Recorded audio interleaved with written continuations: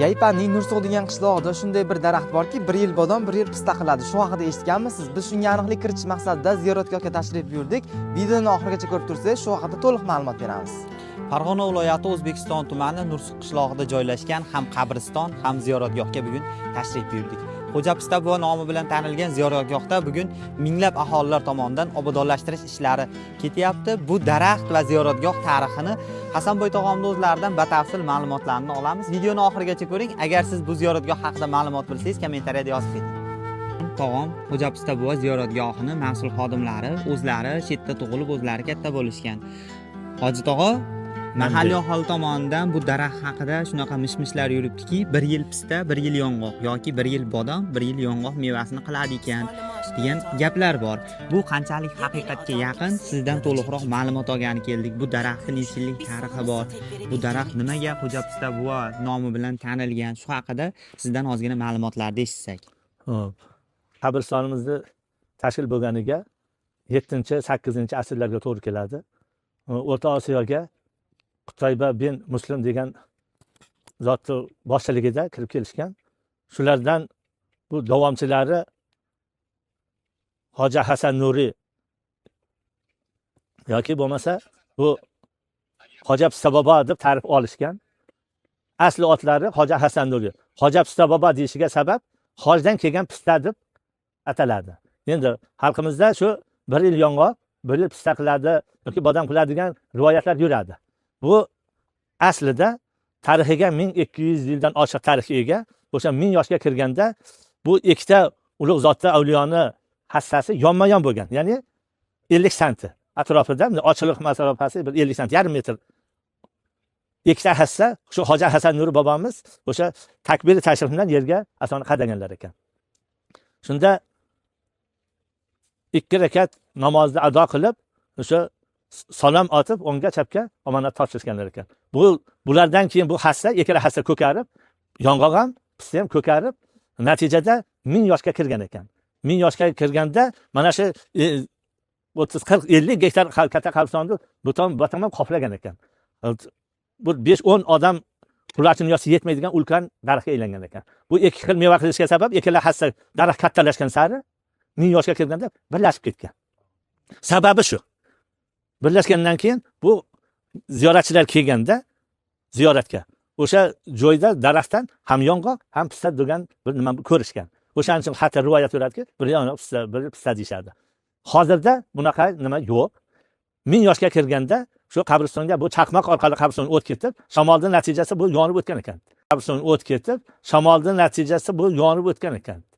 Cho'p ham daraxtlar qolmagan ekan. Tekis bo'lgandan keyin o'sha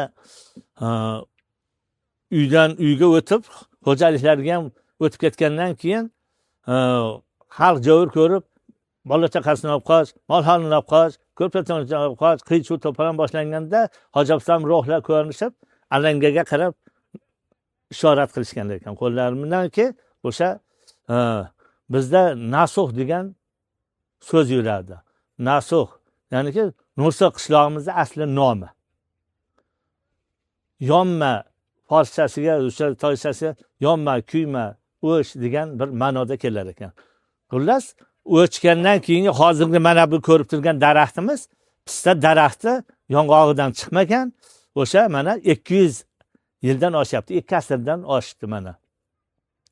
Lekin buni mo'jizalik tomoni shuki, birinchidan mana qolgan tashqaridagi daraxtlarga o'xshab suv ichmaydi. Birov suv quymaydi shu vaqtgacha. Shu asrlar mobaynida o'tgan. Ikkinchidan mo'jizalik tomoniki, 1000 yosh bilan yuzlashib, yongandan keyingi holati mana 2 asrdan o'tyapti. Mana ko'ylab kelyapti, pista qilyapti. Endi qolgan daraxtlar bu yoshga borgan yo'q. Uchinchidan mo'jizalik tomoni shuki, Makka, Madina shaharlaridan bu hojilarimiz mana hoj safarga borsa, o'sha davrda texnikalar bo'lmagan, piyoda 6 oydan 1 yilgacha muddatda borib kelishgan hojilarimiz. Endi shu muddatda kirib kelyapti.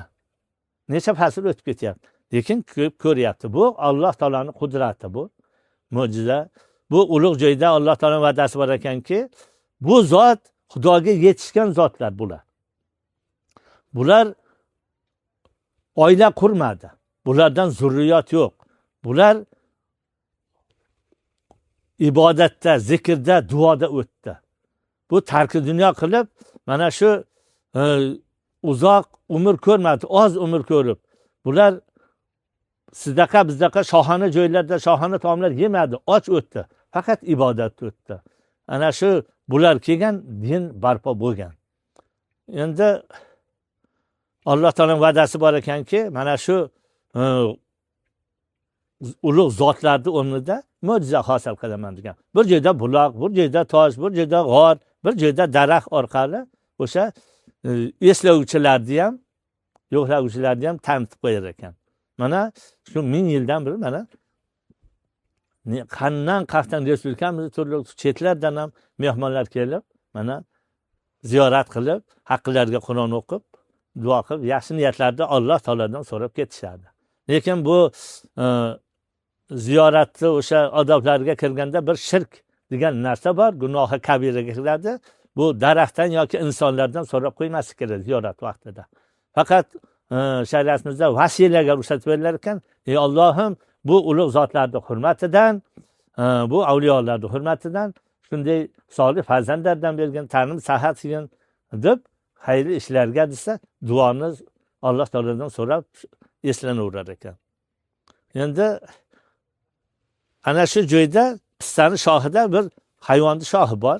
Bu qayerdan chiqqan, daraxtdan chiqqan degan savollar ham bo'lib qoladi. Bu o'sha islom qishlog'idan bir bo'y odam o'sha davrda, kattalarimiz davrida bu pista daraxti yonib o'tgandan keyin bir 20-10 yasharlik paytida daraxtga ilib qo'yilgan, jonni so'yib, yurtga ehson qilib, so'yilgan jonliqni shohini daraxtga yoki qabr yo maqbaraga qo'yib qo'yishlik urf odat bo'lgan.